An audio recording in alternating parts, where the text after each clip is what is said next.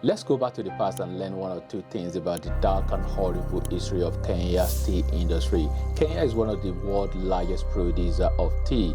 In fact, Kenya is one of the top three in the world. Kenya just sits behind China and India when it comes to tea production in the world. So this means that tea production is one of the backbone of Kenya's economy, and tea production brings in billions of dollars into the economy in terms of export. And this is an industry that employs a lot of people as well. It definitely contributes significantly to Kenya's economy, but there are a lot of things that went wrong in the past in terms of the history of this very important part of Kenya's economy today. Please stay with me for a few minutes in this video because I'm going to go further to discuss some of those dark past in terms of the story of the past. But before I go further, I definitely need to talk about how tea arrived in Kenya in the first place. But we can't talk about how tea arrived in Kenya without talking about the origin of tea. The widely acceptable origin of tea is China, where according to legend, it has been known since about 2737 BC. One version of the story that is popular regarding the origin of tea says that tea was discovered accidentally when leaves from a nearby bush fell into water that a Chinese emperor Shening was boiling for drinking. So, for millennia, it was primarily a medicinal beverage, but around the 3rd century CE, it became a daily drink, and tea cultivation and processing began. The tea plant, Camellia sinensis, so that's like the scientific name, is a native to China and is believed to have originated in that area, so East Asia, all those countries around that area. So tea has a rich and diverse history, you agree with me, and it has become widely popular and culturally significant beverage enjoyed across the globe. So various parts of the world now drink tea in different versions. Let's now discuss how tea arrived in Kenya. Please stay with me as I go further in this video. Remember, tea originated from China, and outside China, a place nearby China is Japan. So that was where tea was embraced outside China. Later on, the Dutch traders took it to Europe. You know the story of the Dutch, as they travel around the world, forming all these companies, Dutch Indian companies and a lot of other companies that they form, traveling around the world. And they are the one that took tea, from Asia and then took it around their colony to the rest of the world. Colonization definitely has a part in this. Colonization, don't get me wrong, is horrific and a crime against humanity. Nobody has ever been prosecuted for colonization. However, there are some few communities that spread around the world by colonizer. I'm not saying colonization is good. That's not what I'm saying. I'm just making a point that crops like cocoa and tea, they were taken from one part of the world to another part, the colonizer. But we have to understand here that this isn't really because they wanted it for the benefit of the places where they took it to. It was definitely for their own benefit, and as we know that some of these crops, they won't grow in the area of the colonizer in terms of like weather condition in Europe wasn't going to allow them to grow, so they took it to other places like cocoa that was brought from South America. Cocoa native to South America, they brought it to Africa, another part of the world, and Asia as well. And then like palm oil, palm tree, so native to West Africa, it was taken from Africa to Asia. So also tea as well. The story of tea as well. It was a case of brought to, it was brought to Africa. In Kenya, the first tea seedlings were introduced by the white settlers in 1903 in Limuru on an experimental basis. So it was like, these guys, how they do. They like to do experiment and all of those, and bring their biologists and specialist area to places where they colonize to be able to see what they can do to benefit themselves in that area. But before the 1903, actually, the first plantation in African continent, it was in Malawi in 1880. So, and then of course after that, so the 1903, where one British man planted the tea, planted it as an experiment, almost like maybe ornamental, we might say as well. It's like maybe a flower or decoration or something, before it later became the proper tea plantation.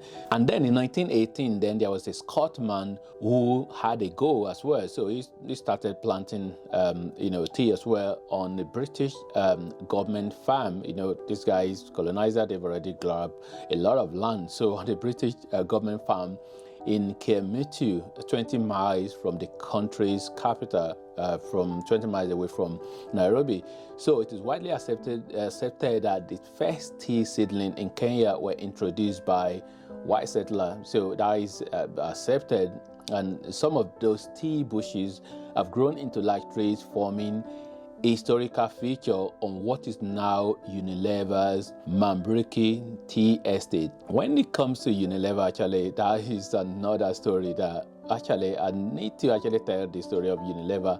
Just a little bit of Unilever story. But anyway, before that, let's actually look at this. So few private farmers established small tea gardens in Limuru and Kericho. Commercial cultivation of tea in Kenya, began in 1924. So all the one before 1903 and 1918, those were all kind of like an experimental basis. But the actual on the big commercial scale, it began in 1924 and remained an exclusive preoccupation of the colonialists until 1956. Note that 1956, it wasn't until 1956 before Kenyans or indigenous people were allowed to plant it for commercial basis. It was all the colonizer, I can't even pronounce it properly. 1924, they began planting it on a commercial basis, but not until 1956 before Africans were able to cultivate it. So all of those time, it was a case of, they were just possibly using free labors and,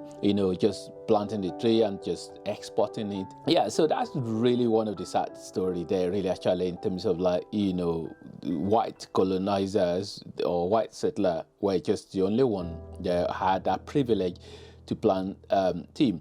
So what about the land as well? This is the big thing, really. The land that they use for cultivation. So the land must have been acquired freely through some dodgy and fraudulent signatures that the African traditional ruler signed. So I guess when this African ruler was signing, they didn't really know what they were signing. Actually, I saw some of the document when I visited Nairobi, National Museum, and I had a tour guide who really went in detail in explaining all of this to me. Some of those documents were there, picture of them, or maybe the real thing that they signed, and they didn't really know what they were signing, I guess. So, and really, make no mistake about this is really sad. Now, to Unilever. Unilever is a British conglomerate that still have tea plantation in Kenya today. Anyone who knows the history of Unilever, we know that that company definitely has a link with Royal African Company and United African Companies. These were the company that were set up, even backed by the monarch in Britain at the time, to go on exploration, and then slavery. We know what that is all about. So and having a lot of dealing with palm oil as well. They had a lot of dealing in palm oil plantation in West Africa. And then, as I said, a lot of other agricultural commodity, people's land were forcefully taken from them during the colonial period. The most productive land, I guess, they must have taken, as reported in one of the British newspapers, The Guardian, I quote, families who were brutally evicted by British Army to make way for lucrative tea plantation owned by white settlers are seeking compensation for colonial injustice. So let me read a little bit more from the Guardian publication regarding one of the victims of the land forcefully acquired to make way for tea plantation. So, and I read from a quote from that publication. So, I was born there in 1934. Our homes were torn down under the instruction of the government. We lost our cattle, everything, says Toronke. When we came back from Guangxi, we found that other people had settled on our land, and we were basically homeless. So we were put into this holding area. There were roll calls to make sure that we did not escape from this place. We were kept in poverty. When I say the tea plantations, I feel very sad that my land is still held by foreigners. You see, that must be very, very sad, you know. And then they continue all these years after independence, and I lived through that. Other people benefit from my land. And then the man does, he said, oh, I'm tired. He says, Tonge is not alone. So this man is probably not alone. He's not just the only person. There were even some estimate that says there are about 115,000 people originally from Kerisho who claim they were forcibly removed from ancestral land by the British. That's a lot of people, isn't it? That definitely is a lot of people. So the land for tea plantation in Kenya was acquired through a history of colonial land grabs. British colonialists forcibly displaced indigenous communities from their ancestral land to make way for plantation, the tea plantation, of course. This has led to ongoing dispute and claims over ownership of the land, with many Kenyans seeking redress from injustice of colonial era land acquisition. The tea plantation in regions such as Kericho, Kanti are a stark reminder of the historical injustice and the impact of colonial land exploration on the local communities. So, you know, there are a lot of evidence and documentation, even from, you know, foreign journalists that have done a lot of work on this. Today, about 40% of British tea import now come from Kenya. That's a lot. So this figure shows how important Kenya tea is to Britain. Yeah, tea drinking culture in Britain. It's not all doom and gloom. Actually, the tea industry makes an important contribution to the Kenya economy. Tea is among the leading foreign exchange earners, contributing about 23% of total foreign exchange earnings for the country, so, and 2% of the agricultural GDP. Of course, Kenya have a lot of other agricultural products. Annually, the country produces over 450 million kgs of tea, so which hands the country over 120 billion Kenya shillings in export earnings, so billions, over $1 billion. So the industry supports about 5 million people. That's a lot of people, directly and indirectly, while an estimated 650,000 tea growers depend on tea making the industry, one of the leading sources of livelihood in the country. So yeah, a lot of tea growers. So it's no longer a case of only, you know, white settler or, you know, colonizer that are entitled to plant it. So now other people can, indigenous people that are Kenyans can also produce tea. I have to say that the positive aspect of the tea industry cannot be ignored. Definitely it cannot be ignored.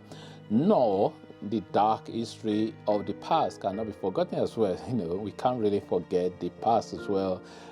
So it's part of the history. So if you like this video, please click on the like button and subscribe to my channel.